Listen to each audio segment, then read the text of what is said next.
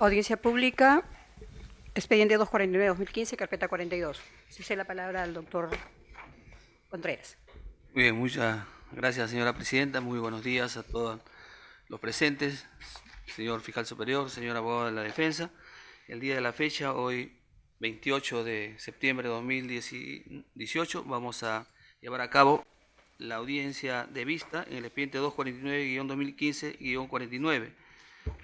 La recusación formulada por la defensa técnica de Ollanta Moisés Humala Tasso y Nadine Heredia Alarcón contra el magistrado Carguancho, y para lo cual se solicita sea parte del conocimiento en esta recusación es acumulada. En los dos casos se van a ver en la fecha. Entonces se hace de conocimiento a las partes que esta sesión está registrada en audio y video como corresponde a nuestra normatividad, y pudiendo las partes en su momento acceder a la copia de dicho registro. Por lo tanto, se solicita la acreditación, empezando por la representante del Ministerio Público. Señorita presidenta, señores jueces superiores, muy buenos días. Señor abogado de la defensa. Comparece ante este honorable tribunal el fiscal superior Rafael Ernesto Vela Barba, señalando para efectos de notificación procesal la casilla 48827 como domicilio Girón Miro Quesada 260, tercer piso, Cercado de Lima. Muy bien, señor abogado. Muy buenos días, señoritas, señores integrantes de esta superior sala penal, señor fiscal superior, César Augusto Nakazaki Servigón, abogado de los imputados Ollanta Moisés Humala Tasso y Nadine Heredia Alarcón, registro de matrícula del Colegio de Abogados 1067, dirección electrónica casilla 48011.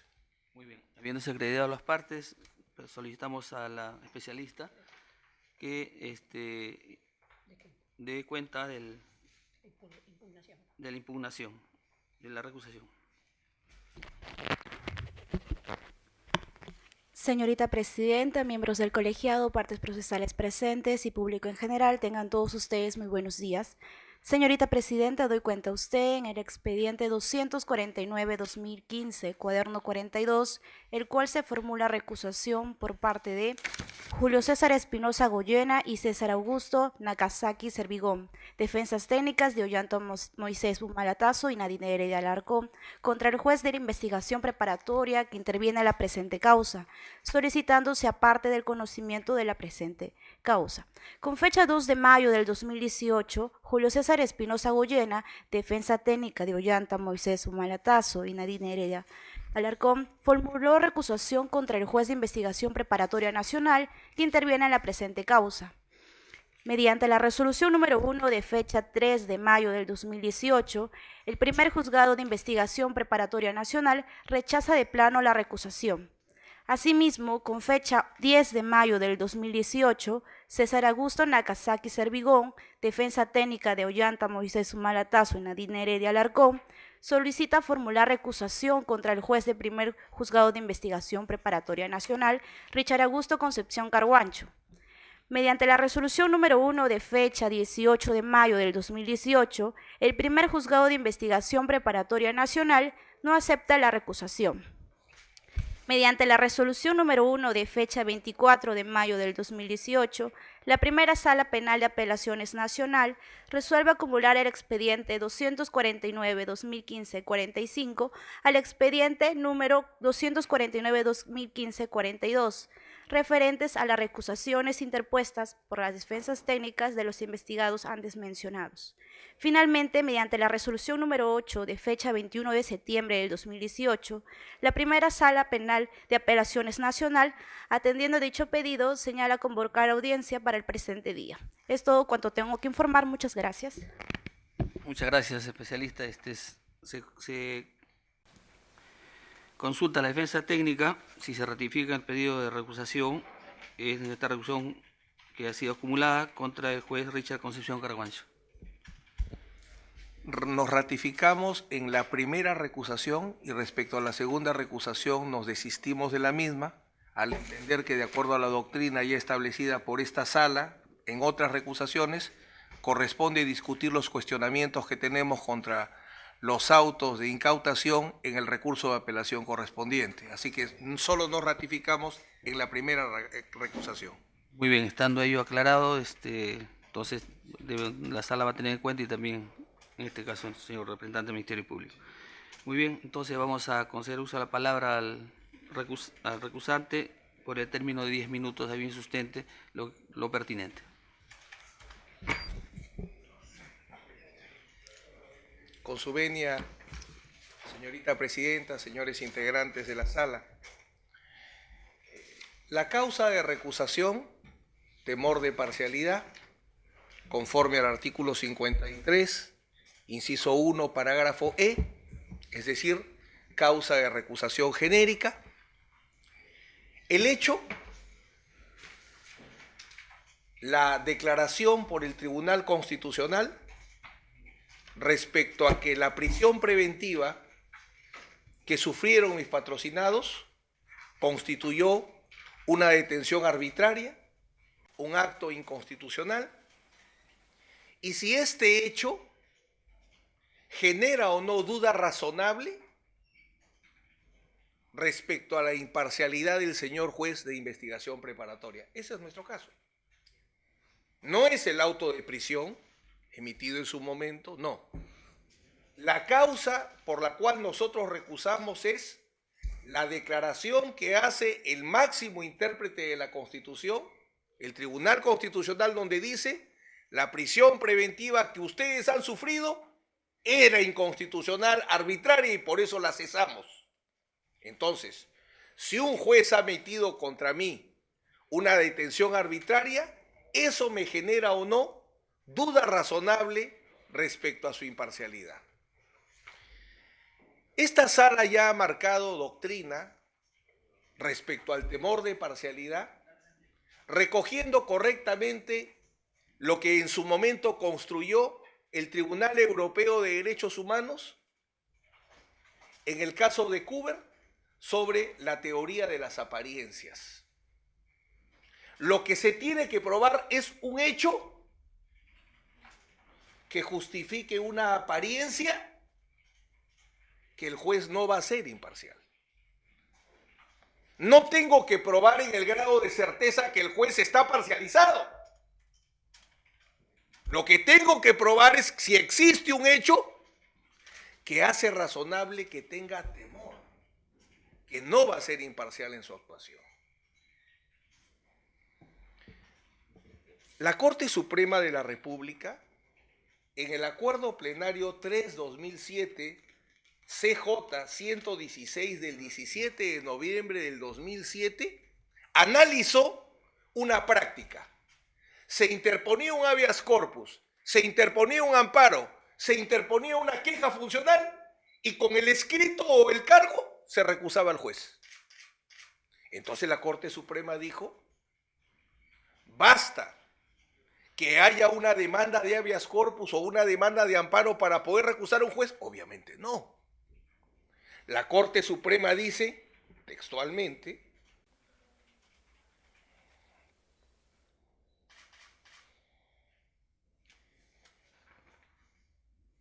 el tribunal en este caso debe realizar una valoración propia del específico motivo invocado y decidir en función a la exigencia de la necesaria confianza del sistema judicial si el juez recusado carece de imparcialidad. Debe examinar en consecuencia la naturaleza de los hechos que se le atribuyen como violatorios de la Constitución y si su realización, en tanto tenga visos de verosimilitud, puede o no comprometer a la imparcialidad. La demanda no basta porque no prueba un acto arbitrario. Por tanto, se necesita más elementos, porque no es cuestión de postular que un juez hace un acto arbitrario, sino hay que demostrarlo. Esa misma doctrina es la que traigo hoy día. Si no basta postular un acto arbitrario, un acto inconstitucional, si no hay que demostrarlo, lo que les traigo es una sentencia del Tribunal Constitucional que ha declarado que hubo una detención arbitraria, que ha ordenado que la detención arbitraria cese y que hoy día se aplica como doctrina en todas las audiencias de prisión preventiva, hasta lo que me ha tocado ver. Entonces, señorita presidenta, señores jueces superiores, nuestro tema no es un tema ni personal, ni es un tema de conveniencias. Nuestro tema es muy concreto, y con esto termino. Hay una sentencia, hay una prueba documental de un acto arbitrario. O sea, no podríamos discutir que no hay acto arbitrario. Está probado en el grado de certeza que hay un acto arbitrario, una detención arbitraria. Eso no puede discutirse. Segundo, una detención arbitraria es causa de duda razonable que el juez no va a ser imparcial. Si se supone que el juez me va a garantizar a mí un debido proceso, el juez va a cumplir con la Constitución. Mi garantía es que el juez cumple con la Constitución. Y si el juez cumple con la Constitución, yo tengo que aceptar lo que el juez resuelva, no que me dé la razón. Yo no tengo derecho a que el juez me dé la razón, pero sí que me garantice un debido proceso. Acá hay un documento que pone en duda si el juez puede garantizar un debido proceso. Por eso entiendo que esta recusación debe ser estimada fundada. Remito y termino. Esta recusación no es en ejecución de la sentencia del habeas corpus, porque la ejecución de la sentencia de habeas corpus acabó con la libertad que les dieron. Eso no está en discusión. Esta recusación no se basa en los autos cautelares que se dieron en su momento, porque si el Tribunal Constitucional no nos hubiera dado la razón, nada tendríamos que decir. Habría detenciones constitucionales, correctas. Este habeas corpus nace porque hay una prueba sin discusión que hubo un acto arbitrario. Y por tanto entendemos legítimo y esperamos vuestra respuesta. Sí, estando demostrado que hay un acto arbitrario, una detención inconstitucional, ¿es razonable o no decir, si no me garantizaste mi libertad cumpliendo la Constitución, ¿por qué voy a pensar que vas a continuar actuando imparcialmente? Por eso solicitamos se declare fundada esta recusación. Muy bien, se corre traslado al señor fiscal superior. Señorita presidenta, señores jueces superiores. Intentar hacer un análisis solamente de lo jurídico nos obliga a establecer el contexto de la situación. El contexto de la situación nos lleva al razonamiento de que las causales de recusación tienen que ser objeto de una prueba contundente, de una exposición clara argumentativa y que busque a partir del temor de parcialidad establecer la necesidad del cambio de un juez. Medida sumamente drástica, medida además que resulta absolutamente circunstancial y necesariamente correlacionada con lo que es una garantía que es el deber de imparcialidad de un juez. Y el contexto lo define todo, porque efectivamente, desde incluso el análisis de la propia sentencia del Tribunal Constitucional, estamos más bien ante la simplificación de que el contexto está relacionado a que existen jueces que a veces dan la razón a las pretensiones de los inculpados, de los investigados, y a veces no necesariamente resulta así. Igual sucede con el Ministerio Público. El Ministerio Público acude a la majestad del Poder Judicial, formula sus requerimientos motivados, algunos de ellos son declarados fundados, otros son improcedentes, son en el ejercicio de la judicialidad parte de la liberalidad de un poder del Estado, con lo que es consustancial también a una institución constitucionalmente autónoma como es el Ministerio Público.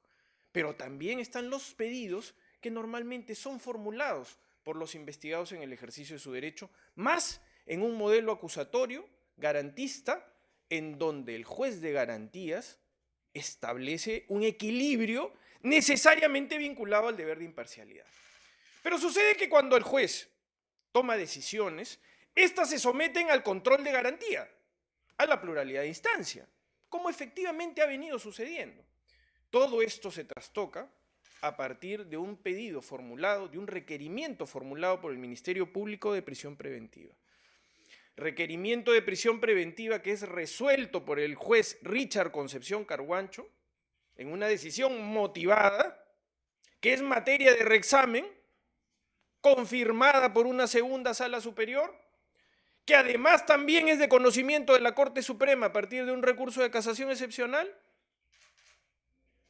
que además también es de conocimiento de jueces del Poder Judicial a partir de las demandas constitucionales de habeas corpus. Esta pretensión legítima de la defensa del señor Humala y de la señora Heredia llega al Tribunal Constitucional. Pero en realidad lo que se estaba buscando es apartar a jueces que no nos dan la razón. A eso se resume finalmente el contexto. Porque efectivamente hay la sensación de que la búsqueda de un arropamiento jurídico está más bien asociado a lo que es la primacía de la realidad, que hay jueces que pueden resultar incómodos. Nosotros nos hemos sometido siempre a lo que nos toca, a los jueces que son parte de la honorable Sala Penal Nacional. Algunas veces nos dan la razón, algunas veces no nos la dan, pero respetamos escrupulosamente que la majestad del Poder Judicial está definida por sus propios mecanismos de constitucionalidad. Uno de ellos esencial, la pluralidad de instancia. Y es que entender lo que viene sucediendo tiene que ver con una legítima estrategia procesal. Se han activado una serie de mecanismos que, por ejemplo, no nos permiten migrar a etapas más maduras dentro de la investigación. Pero eso es algo legítimo, es parte de la litigación, es parte de la esgrima que normalmente sucede. Sin embargo, no podemos dejar de establecer el contexto porque la sentencia del Tribunal Constitucional es lo que efectivamente se viene acá a discutir. Yo creo que reduce todo el argumento a ello. El señor abogado de la defensa ha referido correctamente que su causal de recusación está vinculada estrictamente en términos probatorios a lo que dice la sentencia del Tribunal Constitucional. Y es ahí donde nosotros, como Ministerio Público, venimos a presentar una postura totalmente diferente. Porque lo que venimos a decir es que la sentencia del Tribunal Constitucional no tiene una sílaba respecto al análisis del deber de imparcialidad. En el análisis que seguramente este honorable colegiado realice, se podrá dar cuenta de la literalidad de la sentencia, que no hay ningún argumento respecto a la pérdida del deber de imparcialidad de los jueces. Y no podríamos decir que el Tribunal Constitucional, porque se trata de un habeas corpus reparador, no podría entrar a merituar ello, porque hay múltiples sentencias del Tribunal Constitucional que además se refieren al habeas corpus como el habeas corpus que está regulado en la norma procesal. El Código Procesal Constitucional dice que el habeas corpus procede de manera excepcional contra resoluciones judiciales dentro de un debido proceso. Habla de resoluciones judiciales, sin embargo, claro, hay una sentencia del año 2003 que establece metodológicamente una serie de tipologías de habeas corpus. Pero ninguna de ellas tiene una referencia de exclusión con los amplios poderes y atribuciones que tiene el Tribunal Constitucional. Si el Tribunal Constitucional, en su análisis exhaustivo, análisis que además también conocían de la pretensión de apartar al juez Concepción Carguancho y apartar a la Sala Superior que no les dio la razón, en ese ejercicio de análisis, el Tribunal Constitucional perfectamente se representó la posibilidad de que sea incompatible que los órganos jurisdiccionales no sigan conociendo las incidencias dentro del análisis de los fundamentos del propio habeas corpus. Hay un análisis exhaustivo. Se hace referencia múltiples veces a los deberes de motivación. Y es ahí donde incluso el Tribunal Constitucional no acepta la crítica que se le hace. Esa posibilidad de hacer un análisis de motivación, de ingreso específico a la motivación, arropado en aspectos constitucionales, ha determinado de que el Tribunal Constitucional se haya convertido en una cuarta instancia. Seguramente los señores tribunos no lo admitirán, pero si analiza deber de motivación, si analiza exhaustividad de motivación, se está convirtiendo en un órgano reexaminador. Lo que quiere decir, en otras palabras, que ha tenido in totum, en amplitud, todo el análisis de las circunstancias que se producen. Cuando hay un compromiso de los deberes de imparcialidad, no asociados a ningún tipo de temor de parcialidad, como podría ser una cuestión subjetiva relacionada con alguna causal específica, en esos casos, naturalmente, la prueba siempre es de muy difícil consecución. Pero si se trata específicamente de los deberes de motivación, estamos hablando de reexamen. Y los mecanismos de reexamen están establecidos en la ley. ¿Cuándo es que un juez no debe conocer lo que ya conoció y porque está contaminado no debería conocerlo? Si es que existe alguna consecuencia anulatoria o revocatoria de lo que puede haber sido su decisión primigenia.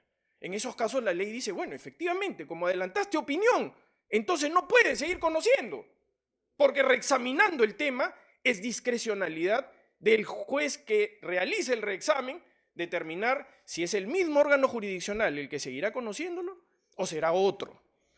Pero siempre hay que representarse en una presunta agresión constitucional si es que el juez debe seguir o no, porque el Tribunal Constitucional no podría permitir en su razonamiento lógico que un agresor constitucional continúe en la posibilidad de seguir conociendo las incidencias. Entonces sí es un tema que se representó.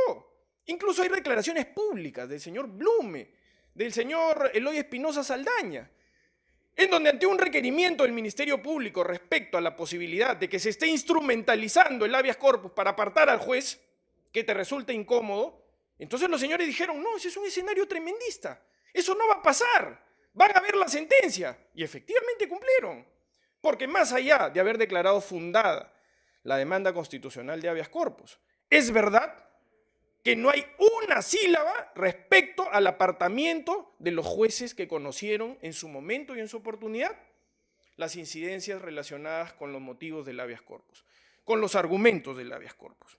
No hay una sílaba, señorita presidenta, señores jueces superiores, dentro de la literalidad de la sentencia del Tribunal Constitucional que nos pueda vincular a esa referencia.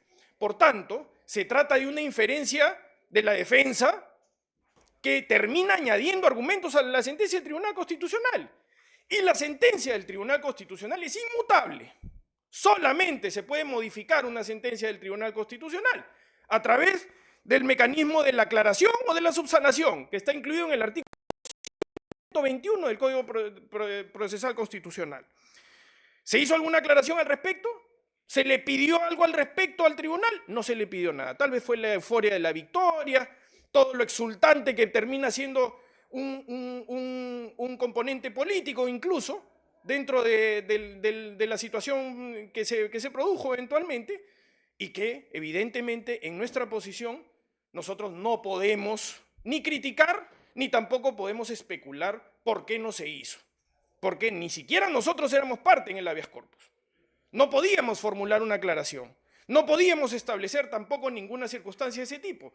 Además, porque para el Ministerio Público está bastante claro de la lectura de la resolución que efectivamente no hay en ningún argumento del voto en mayoría, en ninguno de ellos hay alguna alusión a la infracción del deber de parcialidad. Y que no nos digan de que el tribunal no tendría que haber visto eso, porque el habeas corpus contra una resolución judicial tiene que ser visto en todo el sentido de amplitud de lo que es el conocimiento del bloque de constitucionalidad y de toda la legalidad que es consustancial a ello. Por eso es que el tribunal no permite la posibilidad de que actos homogéneos agresivos se puedan volver a producir. Por eso es que el tribunal, cuando eventualmente hay la comisión de alguna inconducta funcional grave o de un delito, remite copias al órgano de control interno, remite copias al Ministerio Público, porque tiene amplios poderes para hacerlo. Entonces no nos pueden decir de que el tribunal cometió una omisión, o que ese era un trabajo más bien de inferencia de lo que ellos podrían haber dicho. Aquí no podemos generar presunciones ni añadiduras de lo que dijo el Tribunal Constitucional. Aquí debe primar la literalidad de lo que el tribunal resolvió. Porque además hay muchas sentencias del Tribunal Constitucional, independientemente de qué tipo de habeas corpus sea, porque aquí estamos hablando de que es el habeas corpus contra las resoluciones judiciales. Las tipologías del habeas corpus no tienen una referencia directa que pueda constreñir o que pueda establecer un corset a los amplios poderes que tiene el Tribunal Constitucional. Lo que sucede es que el Tribunal Constitucional estaba también advertido de que el subterfugio, el arropamiento, era la búsqueda de un juez que sea un juez diferente al que resulte incómodo. Y estas cosas pueden resultar incómodas para la defensa, pero es obligación del Ministerio Público tener que resaltarlo, porque hay antecedentes que se relacionan también con el caso. Y puede ser que resulte incómodo, pero hay que decirlo. E incluso en el voto en minoría del Tribunal Constitucional, el tribuno, el juez constitucional, el doctor Sardón, hace referencia a una frase que incomodó en su momento cuando yo la dije en audiencia, que era que en las agendas de la señora Heredia decía que el juez se podía escoger. Entonces el Ministerio Público tiene toda la preocupación natural y consustancial de establecer esto como un tema de permanente preocupación, porque nosotros venimos a litigar dentro de las reglas del debido proceso, con los jueces que nos tocan, con los jueces que buscan dentro del ordenamiento procesal penal establecer la averiguación de la verdad en un grado de garantía en este momento.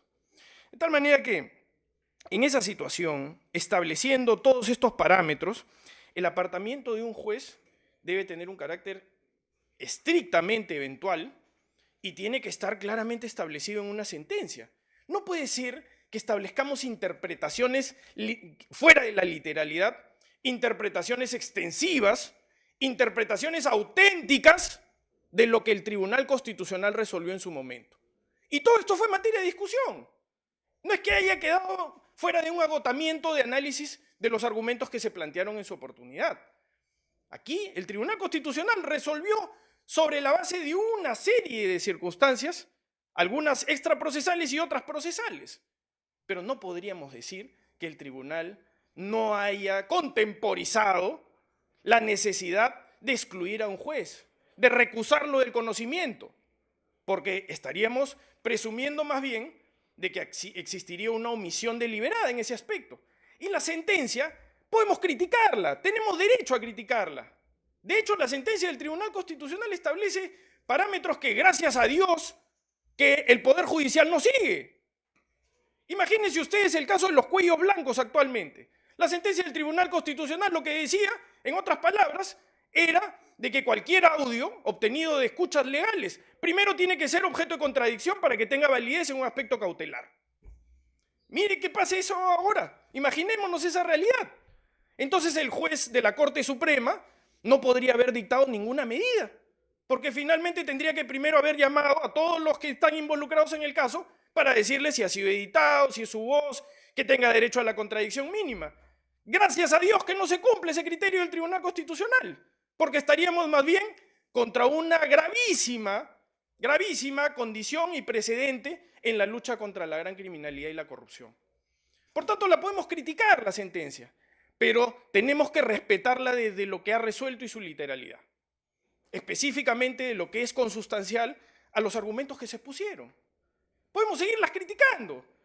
La necesidad de la firmeza sobrevenida, todo lo que se discutió. O sea, aquí hay una serie de argumentos que fueron más allá incluso de las propias argumentaciones expuestas. Le agradezco por su paciencia, señoritas, señores jueces superiores. Muy bien, tiene derecho a dúplica el señor abogado. Sí, tiene derecho a dúplica por espacio de 5 minutos. He cubierto menos tiempo que el que ha dedicado mi colega. Les pido unos minutos de indulgencia.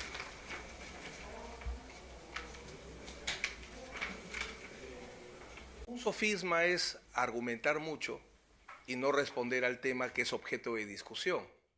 ¿Se ha probado que existe una detención arbitraria? ¿Sí o no? ¿Esa detención arbitraria genera temor de parcialidad? ¿Sí o no? Y no habremos escuchado una sola razón que haya opuesto mi contendor. Él pide analizar el contexto, por ejemplo, porque los jueces no se deben elegir, porque él respeta a los jueces que establece la ley. Entonces le preguntaría por qué recusó a los jueces Torres y Carcausto. Y es por una razón. Y vamos a ver si vamos a hacer ejercicios de honestidad. Ellos no quieren que estén esos jueces porque muchas veces no les dan la razón. Es muy concreto. Me gustaría que me diga que no es así. Entonces, efectivamente, no se trata de escoger. Yo no soy autor de agendas, no respondo por lo que no he hecho. El fiscal sí debe responder por las recusaciones que él formula. Entonces, vamos dejándonos de temas concretos y vamos. El fiscal pide que la sentencia del Tribunal Constitucional señale que el juez Concepción es parcializado. Y como la sentencia del Tribunal Constitucional no se ha referido a la parcialidad o imparcialidad del juez, y la sentencia del Tribunal Constitucional no ha dispuesto que el juez se aparte del caso, ergo no se le puede recusar. Es más, el señor fiscal ha dicho es que el Tribunal Constitucional no lo recusó. No, es que el Tribunal Constitucional no tiene que recusarlo. Vamos a temas muy puntuales que efectivamente cubre. El habeas corpus, le guste o no al fiscal, porque a él sí le duele la diferencia entre habeas corpus reparador y conexo. El habeas corpus reparador tiene que realizar actos de reparación del derecho afectado. El habeas corpus reparador repara cuando se estiman los habeas corpus la libertad arbitrariamente quitada. Ninguna sentencia del Tribunal Constitucional que haya declarado fundado un habeas corpus reparador, ninguna, analiza si el juez es imparcial o no y si el juez debe quedarse en el caso. No hay una sola sentencia del Tribunal Constitucional sobre habeas corpus reparadores donde haya dicho detención arbitraria y el juez se va. Sería interesante como el viejo recurso de queja del Código del 40. Recordarán ustedes que frente a la detención arbitraria había recurso de apelación y recurso de queja. El recurso de queja se declaraba fundado y el juez se tenía que apartar. Sería bonito que en el proceso constitucional existiera este tipo de mecanismo, pero no existe. Entonces, de la sentencia del Tribunal Constitucional, por favor, solo se ha establecido que hay una detención arbitraria. Pero que no se confunda ejecución de sentencia, que ahí, no por confusión, sino por inteligente estrategia, el fiscal pretende que se confunda recusación con ejecución de sentencia de habeas corpus. Nosotros no decimos venimos a recusar en ejecución de la sentencia de habeas corpus. Ya el proceso de habeas corpus terminó el día que mis clientes recuperaron la libertad de una detención arbitraria cometida. El fiscal dice, en la sentencia del TC no analiza la imparcialidad. En la sentencia del TC no se pueden agregar argumentos. Dice, por favor, léanla literalmente. Está bien, la leo literalmente. Pero yo no estoy recusando en ejecución de una sentencia. Yo no estoy recusando porque digo, el Tribunal Constitucional ha ordenado que saque el juez, sáquenlo. Yo no he dicho eso. Lo que yo digo es que hay un Tribunal Constitucional que ha señalado, tus clientes fueron víctimas de una detención arbitraria. Señores, ustedes han sido víctimas de una detención arbitraria. ¿Les genera o no les genera temor de parcialidad? Ya hay un punto muy concreto que me gustaría que el fiscal enfrente. ¿Por qué los justiciables deben someterse a un juez? ¿Por qué tienen que aceptar sus decisiones? ¿Por qué es juez? ¿O porque es el garante de la Constitución y del debido proceso? ¿Dónde está el deber de obediencia de los justiciables con los jueces? Porque los jueces garantizan un debido proceso. Y como los jueces garantizan un debido proceso, mi libertad me pueden quitar para siempre si es una condena a cadena perpetua. ¿Pero por qué yo debo aceptar una cadena perpetua? Porque la dicté al marco de la Constitución, la dicté respetando tus derechos humanos. Por eso es que me debes obediencia. Pero si el juez viola la Constitución, el juez no garantiza el debido proceso, ¿le debo obediencia? Entonces no es cuestión que grite. Si se trata de gritar, bueno, ustedes saben, yo soy bien gritón. No es un tema de gritar, ni de emocionarse, ni de buscar agendas. El tema es concreto. Y es ahí donde yo suplico que ustedes tengan en cuenta.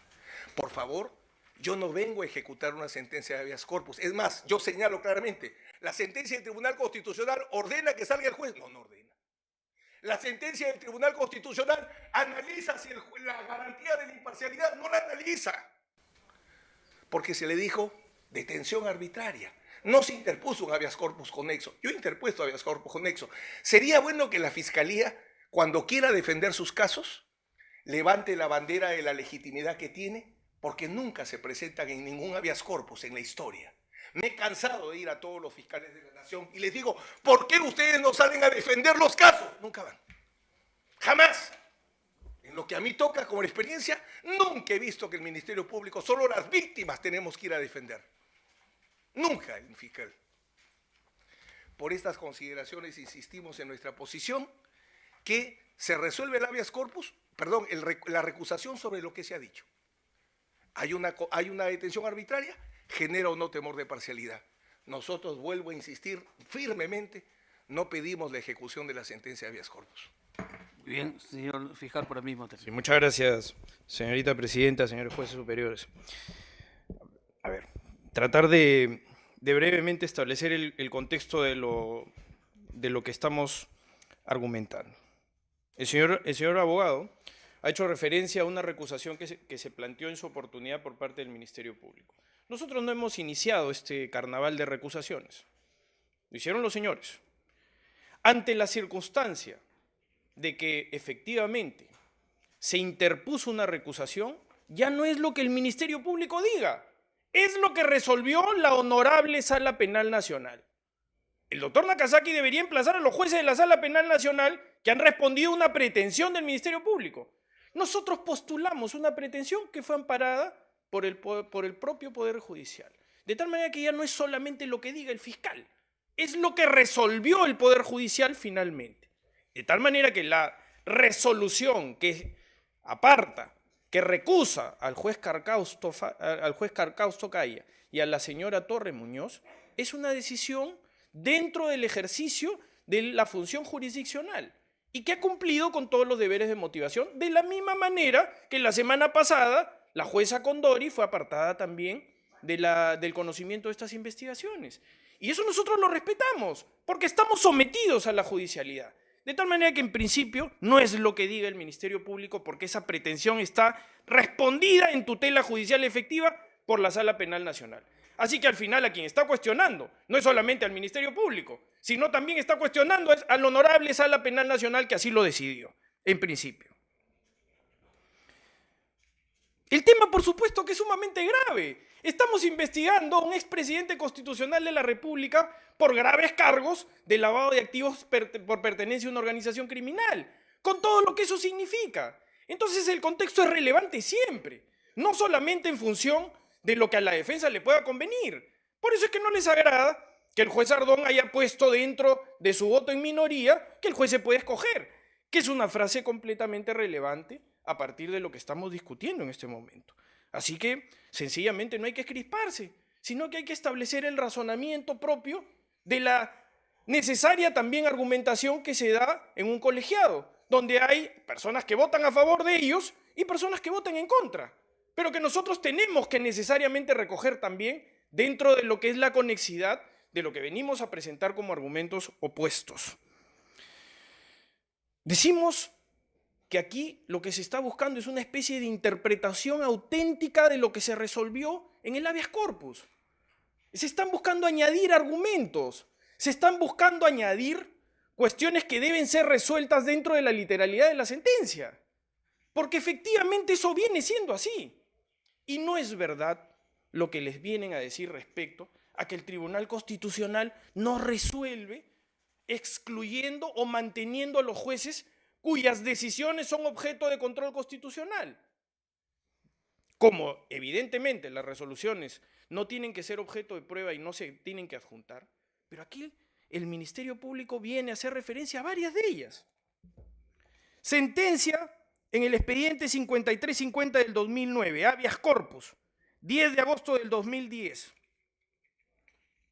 José Humberto Rega Sánchez contra la Cuarta Sala Penal de Reos en Cárcel de la Corte Superior de Justicia de Lima.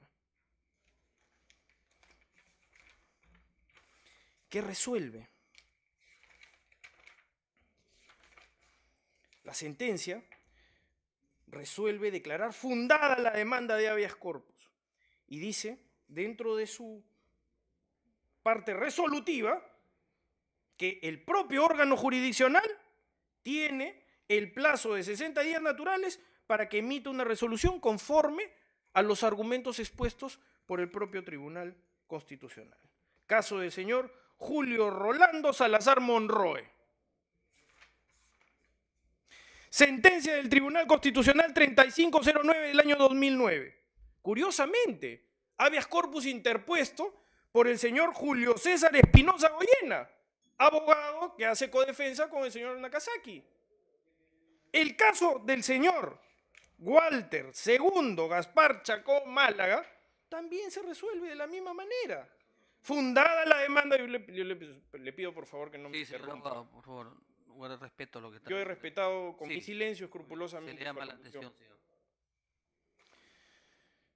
El Tribunal Constitucional en ese caso resuelve declarar fundada la demanda de habeas corpus, nula la resolución expedida por el juzgado, perdón, estoy haciendo referencia a otro, dice fundada en parte la demanda acreditándose la vulneración y dispone que la misma sala penal emplazada excluya al recurrente de un proceso penal.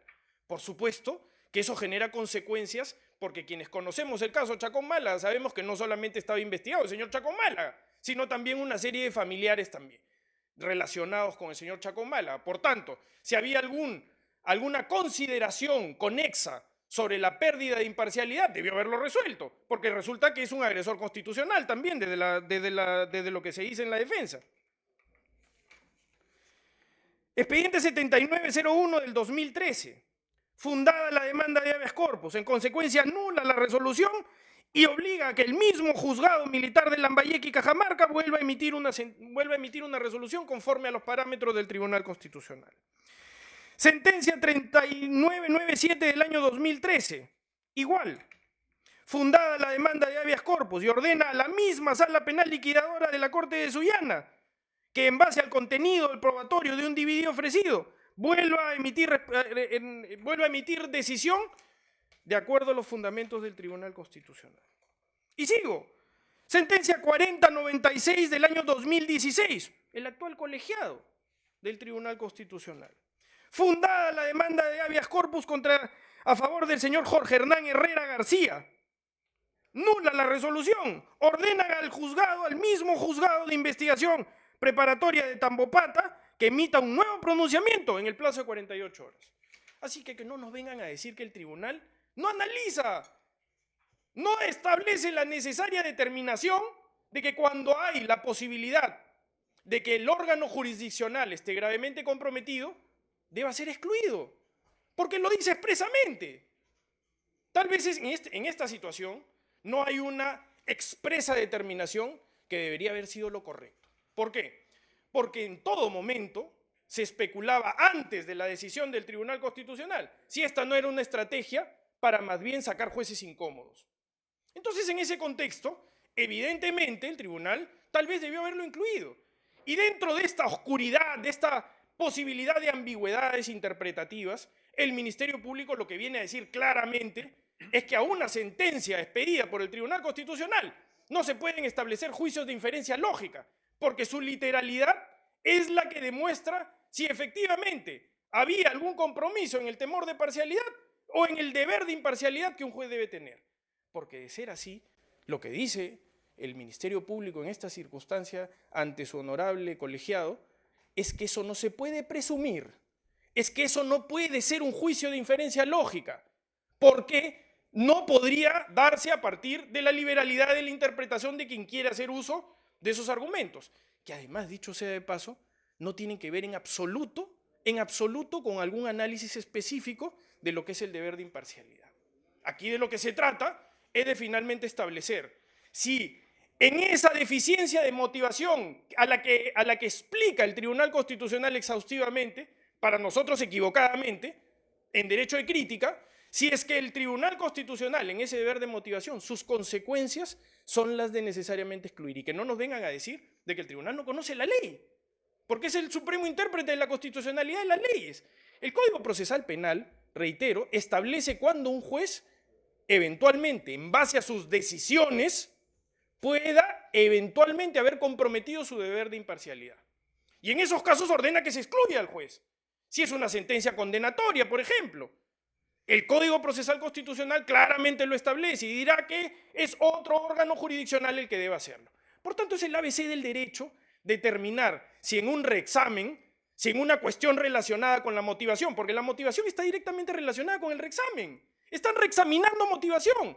Por eso es que dicen que la motivación es insuficiente o no es cualificada, o que no se cumplieron con algunos estándares de la motivación relacionada, por ejemplo, a haberse pronunciado sobre prueba de descargo. Estamos hablando estrictamente de reexamen, a pesar de que no se quiera reconocer ello, pero eso es reexamen. Por tanto, si estamos hablando de reexamen, el tribunal conoce la ley y sabe que si habría algún compromiso, no podría permitir que un agresor constitucional esté conociendo el mismo caso de quien eventualmente en su momento decidió como una medida cautelar personal. Dicho esto, señorita presidenta, señores jueces superiores, la posición del Ministerio Público creo que es bastante clara. El juez no se puede escoger. Nosotros lo que buscamos es establecer en garantía, someternos a la judicialidad como lo venimos haciendo, y que el ejercicio regular de nuestro derecho en algún momento estuvo motivado por una cadena sucesiva de acontecimientos que fueron promovidos en su origen por la defensa. Muchas gracias. Muy bien. Entonces corresponde solamente una precisión, señor fiscal superior. Era respecto a lo que usted ha señalado de que en la sentencia del Tribunal Constitucional no existe ni un término ni un ápice respecto al análisis de la imparcialidad del juez y mucho menos se pronuncia al respecto. Los ejemplos que usted nos ha dado, de acuerdo a ello, son cuando declaran nula la sentencia del tribunal, el tribunal declara nula y ordena que haga un reexamen. Una nueva resolución. Entonces, pero la pregunta es respecto si hay algún caso concreto que conozca del Ministerio Público donde el Tribunal Constitucional en una sentencia exprese el apartamiento de un juez o que sea otro juez el que lleve el caso. Lo que nosotros hemos venido a traerle al honorable colegiado son precedentes, no siempre en el caso de la nulidad de la sentencia, porque en algunas consideraciones habría que leer, por supuesto, en total las sentencias, pero en algunos casos se está ordenando no en base a la nulidad. Por ejemplo, en el caso de Lima Norte, en el expediente 3997, señor juez superior, se le ordena a la sala penal liquidadora que evalúe el contenido de una determinada decisión, ¿no? Y eso tiene que ver con argumentación, no con nulidad, ¿no? Sino con revocatoria posible de la resolución, entre otras, ¿no? Yo en realidad, señor, en ese aspecto quisiera que la sala tenga en consideración, porque como eso no es materia de prueba, porque las resoluciones ustedes las conocen, ¿no? Se tengan en cuenta para que el análisis más bien sea el que ustedes consideren ajustado eventualmente al pronunciamiento. Muy bien, muchas gracias. Sí, a ver, vamos a hacer una pregunta al señor abogado de la parte recusante. En el decurso de todo este trámite del proceso, ¿se han formulado algunas otras quejas, denuncias contra el magistrado recusado de parte de su defensa? ¿De parte de sus defendidos? Ninguna. Lo que sí existe es me acaban de notificar ayer que se ha declarado improcedente por el Tribunal Constitucional una petición de aclaración que solicitó el Estado. Eso es lo único que me... Lo único.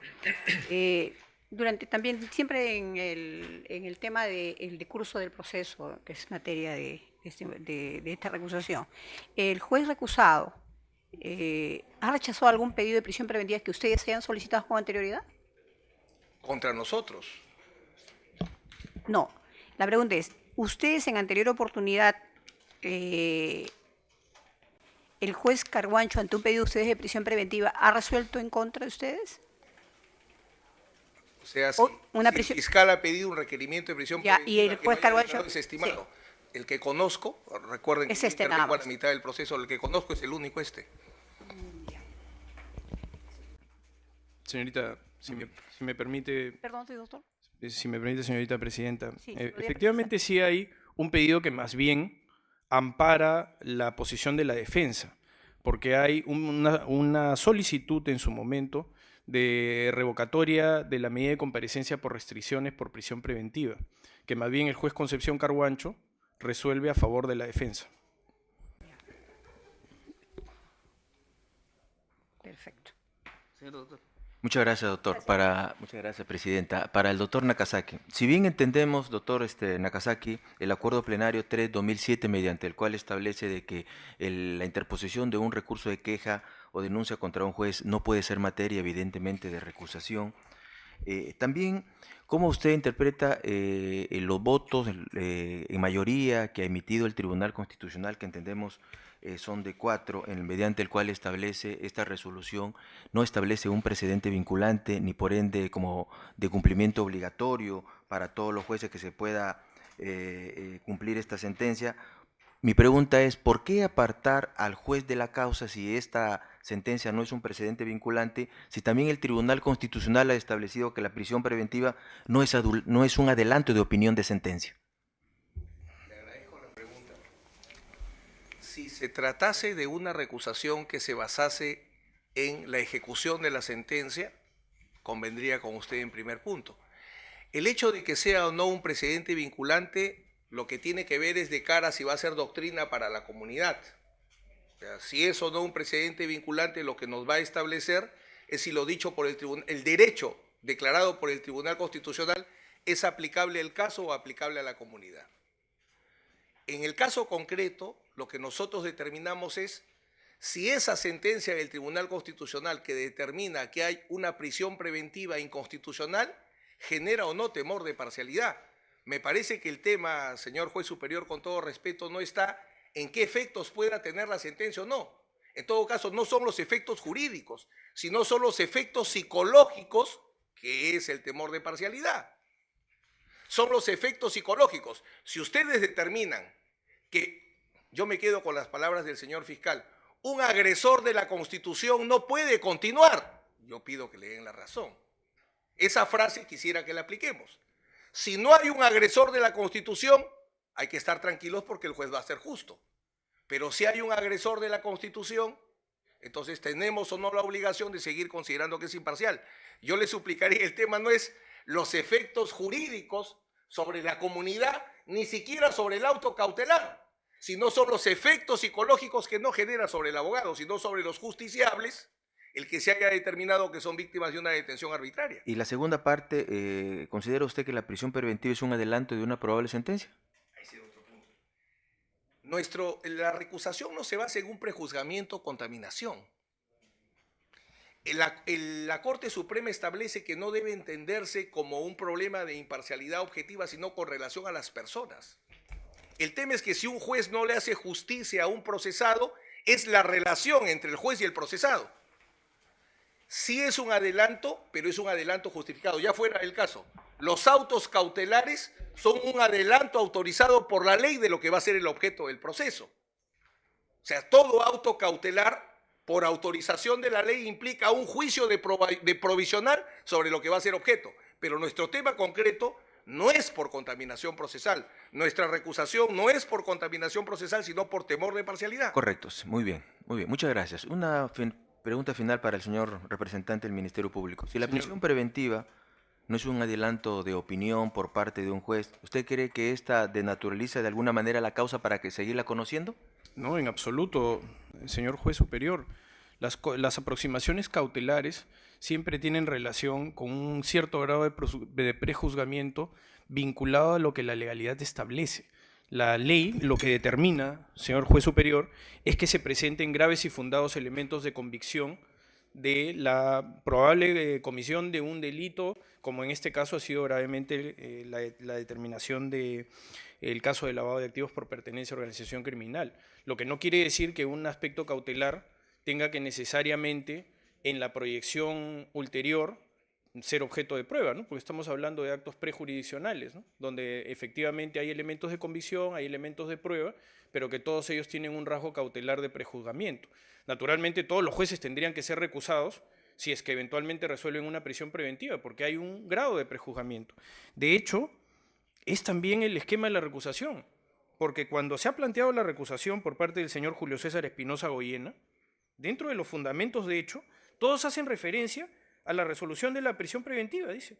haber emitido resolución judicial de prisión sobre la base de presunciones. Por tanto, yo considero que su pregunta es perfectamente pertinente, porque el fundamento de hecho es haber emitido resolución de prisión sobre la base de presunciones, haber adelantado opinión al establecer criterios punitivos, es decir, criterios que atribuyen responsabilidad a sus patrocinados, haber emitido resolución judicial formulando conclusiones inculpatorias, prejuzgamiento, ¿no?, en la resolución de naturaleza cautelar.